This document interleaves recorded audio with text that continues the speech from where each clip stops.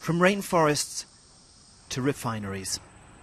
Malaysia's development has been rapid, and the government wants to keep it that way. But at what cost?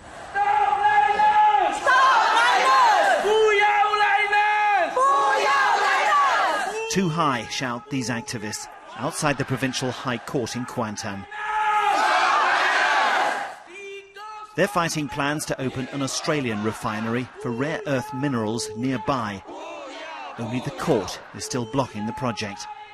The government says it's been thoroughly scrutinised and that it will be safe. The government has not done anything until we stage a protest. Then the government did something. They invited International Atomic Energy Agency to come to hold a hearing. That's all. Before that, none was done. So you don't trust the government? We don't trust the government. Pick up any of today's technology. It will almost certainly contain rare earths to make it work.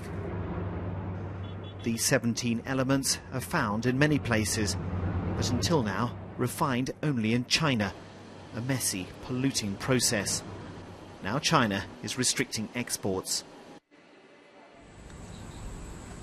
The Australian company Lynas hopes that this, the largest rare earths plant outside China, will break that monopoly.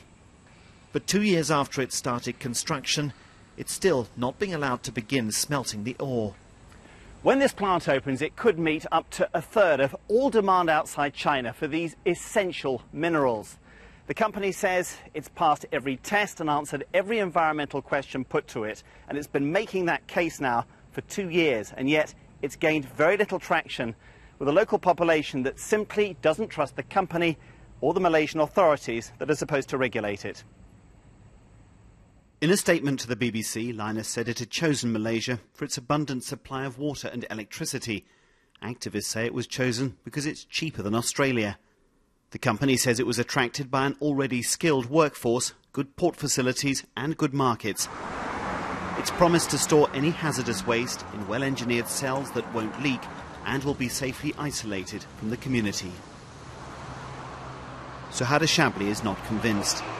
She works in her mother's small restaurant a few kilometres down the road from the Lynas plant, and she's worried. Yes, I'm worried.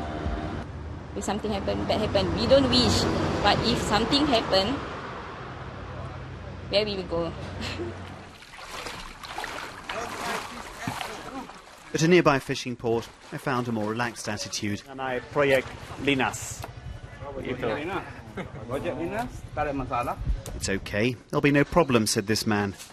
We'll carry on fishing just as before. The embattled Australian company can only wish that more Malaysians shared his view. Jonathan Head, BBC News, Kuantan, Malaysia.